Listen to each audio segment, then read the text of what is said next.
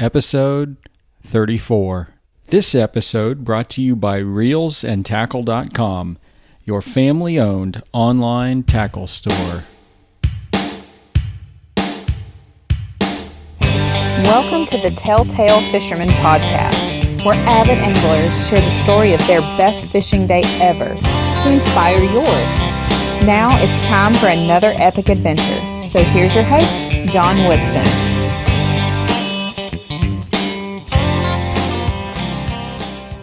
Okay, welcome to the show. Today's guest is Hector Quintero, coming to us from Texas. Hector, how are you, man? I'm doing good. How are you doing? I'm great. And so whereabouts do you live in Texas? The city that I actually live in is McAllen, Texas, but the fishing that takes place is in Arroyo City, between Arroyo City and Topwater Island, Texas. I actually used to live in Texas for a little bit. I was in Houston, so kind of orient me where you are with respect to the big cities there. So Texas is huge, right? Oh, yeah. We are 6 hours south of Houston. Okay. And just to kind of give people an idea, it's about 5 minutes from Mexico, literally, right at the border. I think I'm getting a good picture for where this honey hole is that you fishing down there. And Hector and I were just talking right before we got on the interview here, and episode 2 of the podcast also comes to us from Laguna Madre, where Hector fishes, from a friend of mine who was out there visiting. But today we're going to get the local insight from someone who actually lives there, which is going to be really cool. But before we jump into all that, just tell us a little bit about yourself and, you know, what you do and what keeps you busy during the week when you'd probably be out there on the water instead. So when I'm not fishing, Monday through Friday, I'm actually in operations for a logistics company. Mm-hmm. We do a lot of export-import from Mexico into the United States, and we pretty much distribute it throughout the whole 50 states, even Canada. And been doing that for quite some time, and been in that business for a good while. Yeah. And so does your work take you on both sides of the borders a lot? Are you back and forth? No, it pretty much keeps me here. We have a Mexico team that stays on the Mexico side, and then we have our logistics USA team, which I'm a part of, that stays on this side of the border. We're going to talk a little bit about the saltwater fishing you do, but a lot of great lakes out there in Texas as well as some rivers there. Do you ever have occasion to do any freshwater fishing? So we have one really big lake, which is Falcon Lake, mm-hmm. and that is about an hour west of McAllen, where I actually live at. Mm-hmm.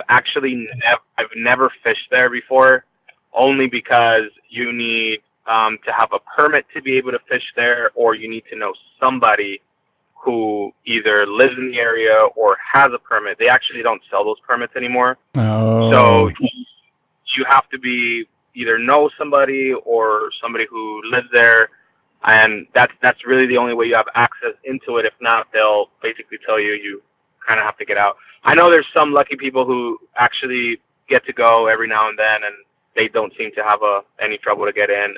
As far as that goes, we do have a lot of creeks/canals around the area where there is a lot of gar around, and a lot of people down here, if they don't have a boat or have access to go all the way to Padre or Arroyo, they'll go to those canals and fish for gar. Gar is a pretty popular freshwater fish down here where I'm from. Really? So yeah, they do go a lot for gar. I mean, some guys, they be pulling out these monster 6-7 foot gars out of these very small canals. Mm-hmm. So yeah, it's something they do. I just never really got into it. It's not my forte. It's not something I do.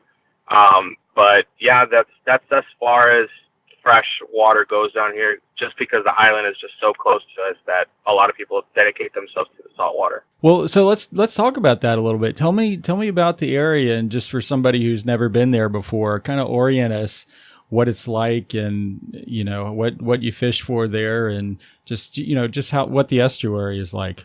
Yeah, so here in McAllen, it's about a 45 to an hour and 20-minute drive, depending on where you're going to fish. We usually start off in Arroyo City. Arroyo City is a really neat, very, very small town, one restaurant, one street. Mm-hmm. And there's the Colorado River, which is what it's called, and it runs through Arroyo City all the way to San Benito, I believe, and all the way through the valley. And it actually, the mouth of it opens up into the Laguna Madre. Oh, so okay. Yeah, it's pretty neat because there's all these houses along that river, and they all pretty much have boats, and that's where a lot of people like to launch out of. There's launch pads there in 2 different parks in that river where you can launch out of, and when you get to the mouth, you have access to the whole entire bay, and all the way to Port Mansfield, all the way to Corpus, which will eventually lead you all the way to Galveston, which is right next to Houston. Yes. If you don't go out of Arroyo, then you can go all the way to Brownsville and launch out of there, or go all the way to South Padre Island and launch out of that area. Yeah. Got it. Okay. And so once you get out the mouth of the river, what is it like? Is it like fishing a big open bay? Are you out in the Gulf at that point? I mean, what's the water like that you're fishing in? Yeah, so the Colorado River is about maybe, I want to say, 12 feet in depth. Mm-hmm. And the barges and, ships, that's basically like a ship channel, right? Right. And then once you get out into the mouth, it's basically where the fun begins. It's one huge bay. I mean, it's miles in bay, and it's all shallow water.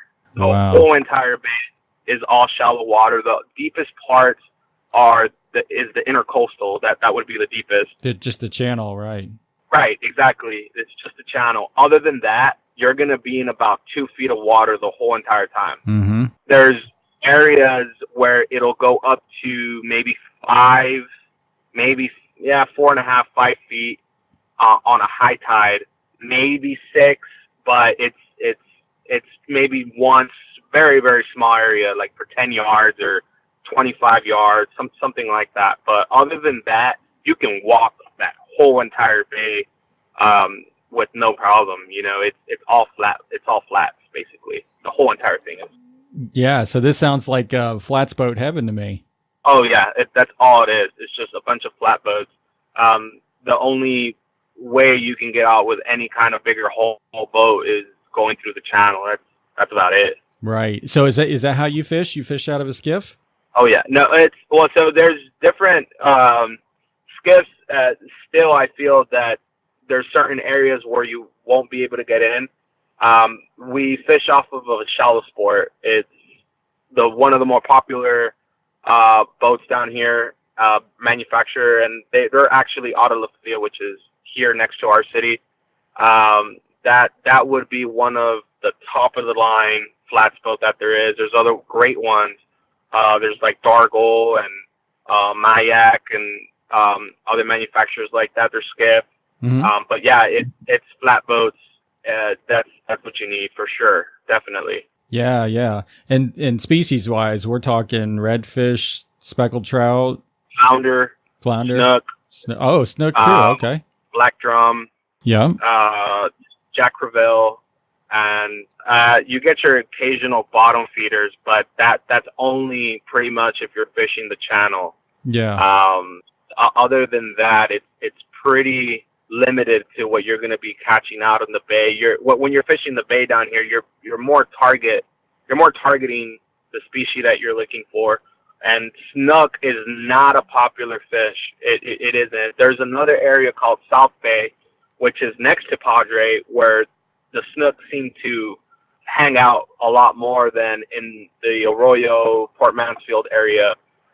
I don't know if it's just because of the Brownsville ship channel where they like to go. I don't really go for snook a lot. South Bay, you need to really, really know the area, only because there's tons of oyster beds.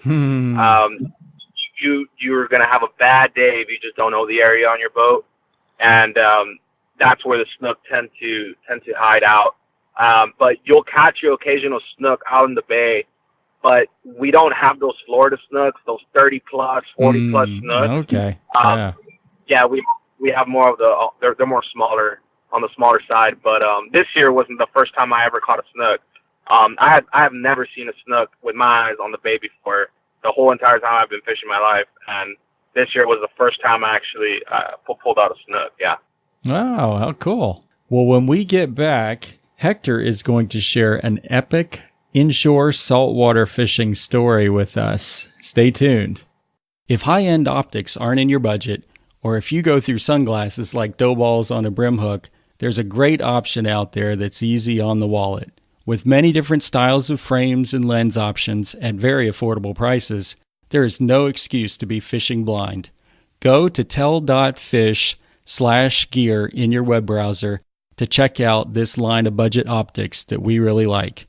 Okay, we are back with Hector Quintero, and we've been talking a little bit about his home waters there in the Laguna Madre area of Texas, Padre Island. And so I think I've kind of got a good overview of the area you fish and the species you fish for. So let's jump into the epic day you're going to tell us about, and just kind of set the stage and tell us what happened. You know, it's kind of hard to pick that one day, right, that you have fishing with. And every time you go fish, it's always something different. And that's the great part of fishing, right? But I think really the one day that I'll never forget is the first time that I caught a fish off the topwater. A couple of years back, a buddy of mine, he's an avid angler, and we wade. That's our forte down here. We are waders. That's what me and my team, my tournament team, everybody, that's what we do. There's other people who don't. Obviously, they like to drift or bottom fish or whatever it is that they're doing. But our thing is wading. And you know, I hadn't seen him since high school, which is a long time ago. And you know, he's like, hey, you know, I've been seeing and talking and hearing about your fishing, and let's put both our minds and let's go out and fish. I was like, sure, let's do it. I hadn't seen him in a while. Good time to catch up. And we go out there and we get to the mouth, and we're just kind of trying to trigger redfish. And we're out there looking for him, running the boat off the tower. I'm just searching, and I see, you know, a pretty good, decent herd, about maybe 50 to 100 in the herd moving east, and we go to trigger them. And he's like, you know what, I don't want to wait today. I'm doing some scouting. Let's just drift off the boat. And I hadn't drifted in a long time, so I was like, sure, let's try it out. Well, the first thing he throws, and I mean, I've seen this guy's picture. My buddy, I hadn't talked to him for a while, but he just has stringers of redfish, just killing it all the time. And the first thing he pulls on is this topwater. I had never, first of all, keep in mind, I've never seen a topwater, never thrown a topwater. I've never seen a video or anything about a topwater. But I did have one in my tackle box. So, you know, I'm an all lure guy. I don't use bait. I don't use any cut. I'm all plastic. So I see him throw his topwater, and I'm like, wait, well, I have one.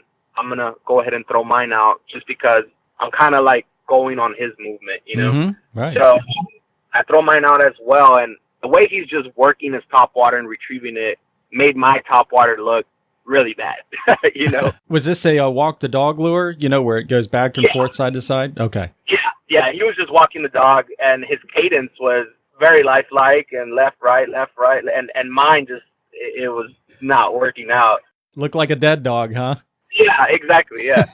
So I knew for sure. I was like, well, you know, I guess it might not be for everybody. You know, you need that walk the dog wrist, but I hadn't developed it yet, and I just had no confidence. I did not feel like I would not pull anything out, and none of us, even him, he wasn't getting any hits or blow-ups or nothing like that. And after a good half an hour on them, you know, I switched out, and he switched out. We started throwing lures, and we just started hooking up. So my confidence level on topwater was not there, because as soon as I switched to lures, I started hitting again, right? Oh, yeah. So anyways, we have a great day. We go in, fillet fish, we have dinner, all that good stuff. Well, I'm talking about 2 years later, you know, that was the first time I had ever used one. 2 years later, I still hadn't used one ever since that trip. So I go back out. This is last year.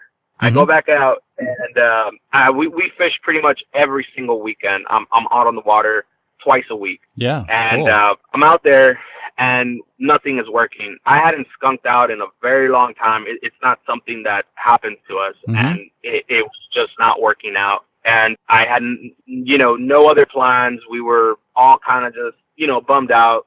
And I'm like, you know what? This is the perfect time for me to throw a topwater, and I, start practicing it, start, trying to see, because the way my buddy was doing it, it just looked great, but, no action. But so I was like, you know what? Nothing's working. I'm just going to throw this topwater out. And the big reason I decided to throw it was because the area where we were fishing, there was a bunch of spoil banks and mangroves, and there was a ton of bait just jumping everywhere. Like there were just fleeing redfish, trout, and I like to match the hatch, right? I like to present my bait or the lure I'm throwing just as whatever it is that it's around it.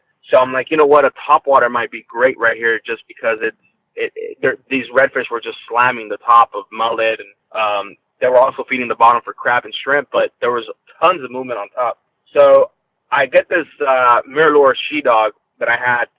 One of my buddies had recommended to me a long time ago, and I just had it in my arsenal. I never tried it, and I put it in there, and it seemed to work a lot better when retrieving for me. The first time what I used was a Super Spook Junior. Okay. And maybe the novice level of between both of them, maybe one might be easier for a beginner to use compared to somebody who's already been trying topwater out, because this guy was just swimming perfect. I mean, it was with hardly any kind of action on my end.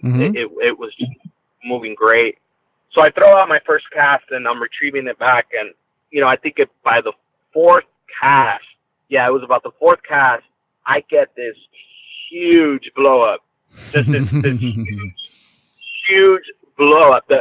Keep in mind, the redfish missed, right? He did miss my topwater, but when I saw his back come out, I saw his whole front head come out to get this lure, and the aggressiveness that it had was just, it was insane. And it got me pumped, It woke me up, it woke me up. And the redfish moved on. I could see him. It just kept going. It was a decent sized slot redfish, and I brought it up. I side casted back towards him. He didn't budge, and I brought it back. And I was just thinking to myself the whole entire time, I had no idea what I was missing out on. It was insane. I mean, I had never seen a fish blow up or with such an aggressive attack before. And the only times that I would feel some kind of hit, an aggressive hit like that, is when I'm fishing with a gold spoon. I would feel that intense hit from a redfish. But other than that, I had never seen a redfish so mad at getting something. So same trip, I'm casting back out a couple times, and no blow ups, nothing. And as I cast out, these topwaters, you can throw almost 50 yards with them. Oh yeah, especially they go a mile, in the wind. Yeah. So I throw this topwater 45 yards probably. As soon as it lands and I'm retrieving it, you see this huge wake just develop behind my topwater. I mean, I'm fishing about a foot and a half of water. So you can just see this huge wake V behind my topwater. And when I mean my blood just starts to go, it was awesome. Like, I'm seeing it in action. I'm seeing the redfish just wanting my presentation. It was just awesome. So me, I just keep retrieving. I heard you're not supposed to stop at that time, he likes what I'm doing, so I just keep retrieving, and I'm at about maybe 35 yards when he decided to just commit, comes up, and just slams it, and it was, at that point, it was on. I set the hook and worked on him, and finally brought him in. But, I mean, for everybody out there, if, never tried topwater fishing before, I love fishing, but now it changed the whole game for me, because there's nothing like it for me. Topwater fishing to me is just prime, it's awesome. Oh yeah, and across multiple species, it's incredible. Right. But with redfish, I've found it's even more so because they have a mouth that's meant to feed down. So when they go up to try and get a bait like that, sometimes they'll crash at it 2-3 times and miss it, and it's just crazy. It really does get your blood pumping. Yeah, and the way their mouth is formed, how you're explaining, what's great about it is that they'll do some very funny movements to get your topwater. Yes. You know, Yep. the trout will come up and pop at it, and you know, they can feed however they want. But I've seen redfish jump out of the water to come down for it. I've seen redfish do the dolphin swim on it. I've seen them, you know, do crazy movements just to get it. You know, and it's awesome. It's great. It's an unnatural way for a redfish to eat, but it is insane how they will still attack the top of the water because of how hungry they are, how great your presentation might be. I think a lot of these topwaters that have this knock in it, sometimes I feel it's kind of irresistible for the redfish to ignore. Yeah. They have to go and check it out. They might like it. But ever since then, I have not used the lure. I have not. The only times I switch it up is during tournaments. But other than that, I will wait until a redfish hits my topwater, or a trout, or whatever it is that might be on the other line. But that's all I throw now. That's all I throw. Yeah, it sounds like you caught a pretty good case of topwater fever that day. Yeah, no, that was it. That changed. And everybody asks me down here, what are you using? I see your pictures. I see your video. What I'm just topwater. And they're like, which one? I'm like, just topwater, whichever one you want to use. I have my favorite one, you know, and I have the ones that I've never caught some on, and I have some that I always catch. And, you know, I tell everybody that I really don't think it matters what topwater it is. My favorite one that I always catch redfish on is it's already done. Like, it's unpainted. It's Yep. done because of how much, you know, fish I've caught on it. I've caught tons of fish on the same topwater, and it still hasn't gone bad to where I need to throw it away or anything. I don't think I'll ever throw it away just because of how many redfish I've caught. I've caught over 100 redfish on that topwater, easy. And it's just unpainted, it's done, but I just still throw it because that's the one that always catches. So I tell everybody, hey, use whatever topwater, because the topwater, you should see the one I'm using, and you're gonna laugh if you knew. So. No, I've got a couple that are pretty beat up in my box too. I know exactly what you mean. Yeah. So I'll buy a new one and try it out. But Old Faithful always works out for me, you know. So. There you go. Well, Hector, man, you got me wanting to go tie on a topwater and head out first thing in the morning. I wish I could, but that was an awesome story, and man, I can just picture those redfish going after it, and I'm looking forward to when I can get back and do it myself. Oh, and whoever says that topwater only works early in the morning is a liar, man. I've caught tons of redfish at 1, 2 p.m. in the blazing sun, all on topwater. So I think it's just when, you know, wherever you are and where the fish are, that they, you know, it's just all up to the fisherman, I think. That's a good tip, and I may keep the topwater tied on a little longer next time. All right, man. Well, thank you so much for coming on. I really appreciate it. Oh, yeah. Anytime. Thank you for having me.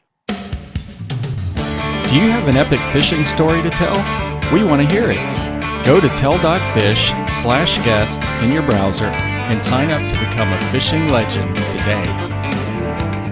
This has been the Telltale Fisherman Podcast.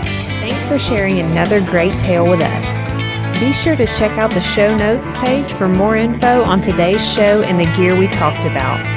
Keep those lines tight, and we'll catch you next time right here on the Telltale Fisherman Podcast.